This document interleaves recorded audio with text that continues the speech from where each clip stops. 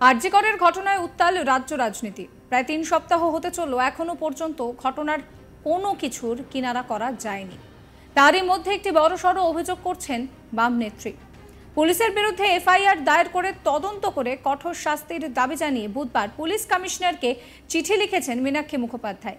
সেই চিঠিতে তিনি পুলিশের বিরুদ্ধে বিস্ফোরক অভিযোগ করেছেন। ৯ অগস্ট আরজি কর মেডিকেল কলেজে ডাক্তারি পড়ুয়া খুনের ঘটনার প্রতিবাদে আরজি কর হাসপাতালের সামনে প্রতিবাদ মিছিল বসেছিল। সেই প্রতিবাদ মিছিল চলছিল ডিওয়াইএফআই এর তরফে। সেখানে ছিলেন মীনাক্ষী মুখোপাধ্যায়। সেদিন সন্ধ্যায় আরজি কর হাসপাতালের মর্গ থেকে পুলিশ মৃতদেহ নিয়ে গিয়ে তড়িঘড়ি বের করার চেষ্টা করলে সেই মৃতদেহ আটকে নিহতের পরিবারের লোকের সঙ্গে কথা বলতে চান মীনাক্ষী। জানতে চান যে পুলিশের কেউ তাদের উপরে প্রশাসনিক প্রভাব খাটানোর চেষ্টা করছে কিনা। বাম যুবনেত্রীর দাবি যে সেই সময়ে আইন শৃঙ্খলা রক্ষার নামে পুরুষ পুলিশ বিনা প্ররোচনায় সচেতনভাবে এবং ইচ্ছাকৃতভাবে তার বুকে ধাক্কা মারে, সজোরে ঘুষি মারে। মহিলা পুলিশ ছাড়া বহু সংখ্যক পুলিশ তাকে ধাক্কা পর্যন্ত মারে।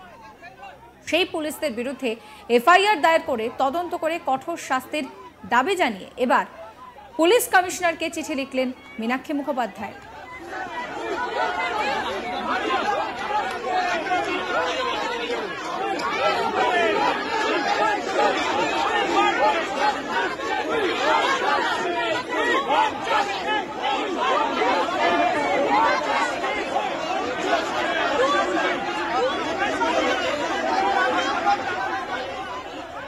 চিঠিতে তিনি লিখেছেন যে আমি মীনাক্ষী মুখোপাধ্যায়, ভারতের গণতান্ত্রিক যুব ফেডারেশন পশ্চিমবঙ্গ রাজ্য কমিটির সম্পাদক। আমি এই মর্মে জানাচ্ছি যে গত 2024 9 অগস্ট আরজি কর মেডিকেল কলেজে যে নৃশংস খুনের ঘটনা ঘটেছে তার প্রতিবাদে আরজি কর হাসপাতালের সামনে শান্তিপূর্ণ প্রতিবাদ কর্মসূচি পালন করছিলাম। এমন অবস্থায় আমরা জানতে পারি যে নিহতের পরিবারের লোকেরা পুলিশের ব্যবহারে অসন্তুষ্ট হয়েছেন এবং পুলিশ তাদের উপরে প্রশাসনিক ক্ষমতার অপব্যবহার করে তদন্তকে প্রভাবিত করার চেষ্টা করছে, যা নিরপেক্ষ তদন্তের পরিপন্থী। এরপর সন্ধ্যা 7:30 নাগাদ আরজি কর হাসপাতালের মর্গ থেকে পুলিশ মৃতদেহ নিয়ে তড়িঘড়ি বেরিয়ে যাওয়ার চেষ্টা করলে আমরা পুলিশকে জানাই যে নিহতের পরিবারের লোকের সঙ্গে আমরা কথা বলতে চাই এবং জানতে চাই যে পুলিশের কেউ তাদের উপরে প্রশাসনিকভাবে প্রভাব খাটানোর চেষ্টা করছে কিনা। নিরপেক্ষ তদন্ত সুনিশ্চিত করার ক্ষেত্রে এই ধরনের কোনো প্রকার প্রভাব মুক্ত রাখা জরুরি।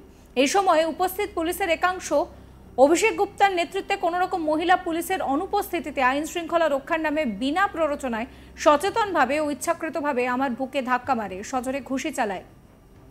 মহিলা পুলিশ ছাড়া বহু সংখ্যক পুরুষ পুলিশ আমাদেরকে ধাক্কা মারে।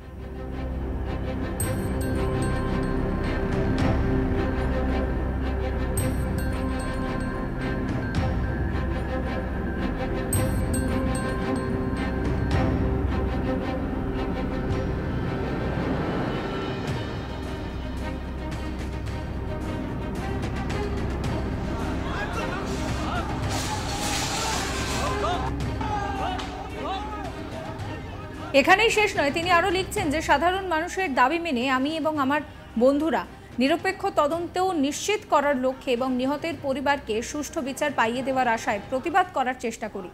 এই কর্মসূচির মধ্যে এই ঘটনার ফলস্বরূপ তীব্র ব্যথা ও যন্ত্রণা উপলব্ধি করলেও শুরুতে গুরুত্ব না দিয়ে পরবর্তী সময়ে প্রতিবাদ যখন আরও জোরালো হয়ে ওঠে তখন অপরাধী পুলিশরা রাস্তায় প্রতিবাদ করার কারণে অশ্রাব্য ভাষায় গালিগালাজ করতে থাকে। বারে বারে অবস্থানরত সমব্যথী আন্দোলনকারীদের প্রতিবাদ কর্মসূচিকে ছত্রভঙ্গ করার ছলনায় হাত ধরে টানাটানি করতে থাকে।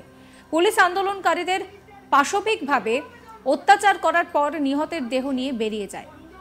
উক্ত ঘটনায় উপস্থিত সকল অপরাধী পুলিশের বিরুদ্ধে এফআইআর পূর্বক তদন্ত করে কঠোর শাস্তি দেওয়ার ব্যবস্থা গ্রহণ করার আর্জি জানাই, যাতে সাধারণ মহিলাদের পুলিশের প্রতি আস্থা ফেরে এবং আমরা আপনাদের কাছে বাধিত থাকব। মুখের মতো জবাব দিতে হবে, আগুনটাকে জ্বালিয়ে রাখুন বুকে। এই সমস্ত অপরাধের শাস্তি এদেরকে পেতে হবে আর এদের দাম এদেরকে দিতে হবে। তার জন্য তৈরি থাকুন, লড়াই চলবে আর এখানে প্রোগ্রামও চলবে। আমরা পুলিশকে বলে এসেছি।